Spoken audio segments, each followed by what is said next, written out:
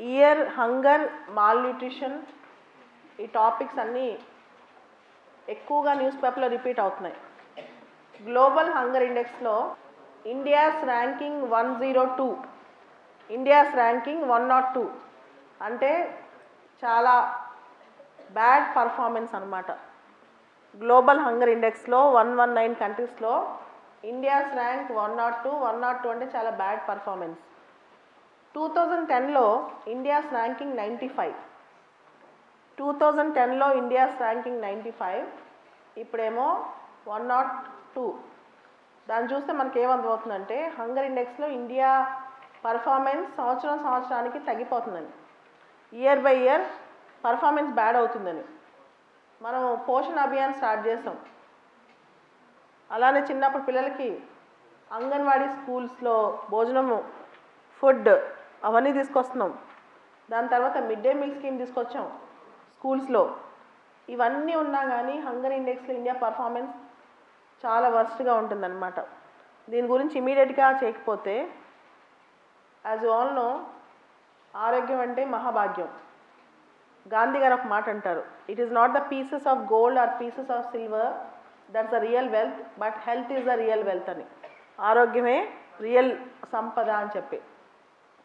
ఇలా చూస్తే కనుక ఇండియా దాదాపు ఆఫ్రికా దేశాలతో సమానంగా ఉంది న్యూట్రిషన్లో. ఆఫ్రికాలో పేద దేశాలతో న్యూట్రిషన్ లెవెల్స్ ఎలా ఉన్నాయో వాటితో సమానంగా ఉంది. ఇది మార్చకపోతే మాత్రం భవిష్యత్ తరాలు, ఎందుకంటే ఎక్కువ హంగర్ ఇండెక్స్లో చిన్నపిల్లలు. ఇండియాలో హంగర్ ఇండెక్స్ ఇలా పడిపోవడానికి మేజర్ కారణం చైల్డ్ వేస్టింగ్. అంటే అండర్ 5 చిల్డ్రన్ పిల్లల్లో, 5 సంవత్సరాల లోపున్న పిల్లల్లో వయసుకు తగ్గ బరువు లేకపోవడం అన్నమాట. వయసు తగ్గ బరువు లేకపోవటం, ఇది ఈ సమస్య ముఖ్యంగా 6 నెలల నుంచి 23 నెలల పిల్లల మధ్య వయసులో చాలామంది ఇండియన్ చిల్డ్రన్కి సరైన పోషకాహారం అందట్లేదంట, డబ్బులున్నా లేకపోయినా. సో ఈ సమస్య కనుక అడ్రస్ చేయకపోతే నెక్స్ట్ 10-20 ఇయర్స్ తర్వాత ఇండియాలో మన డబ్బుల్లో ఎక్కువ డబ్బులు హెల్త్ కోసం పెట్టాల్సి వస్తుంది, ఆరోగ్యం కోసం ఖర్చు పెట్టాల్సి వస్తుంది. అసలు ఈ గ్లోబల్ హంగర్ ఇండెక్స్ అనేది ఇట్స్ ఎ టూల్, ఒక టూల్ అన్నమాట టు మెజర్ కంట్రీస్ ఎలా ప్రోగ్రెస్ చేస్తున్నాయి హంగర్లో, రీజనల్ లెవెల్లో, లోకల్ లెవెల్లో, గ్లోబల్ లెవెల్లో ఎక్కడెక్కడ ఇంప్రూవ్ అయ్యాయి, ఎలాంటి మార్పులు చేసుకోవాలి, సెట్ బ్యాక్స్ ఎక్కడెక్కడ ఉన్నాయి, ఆకలిని ఎలా అణచివేయాలి అంటే తగ్గించాలి, ఇవన్నీ అన్నమాట.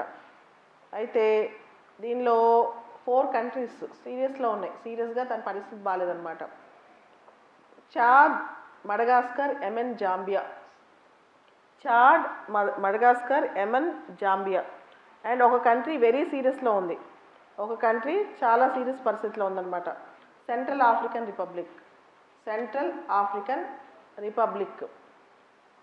సో ఇది ఇచ్చేది, ఈ రిపోర్ట్ ఇచ్చేది ఎవరు? Concern Worldwide. Concern world wide.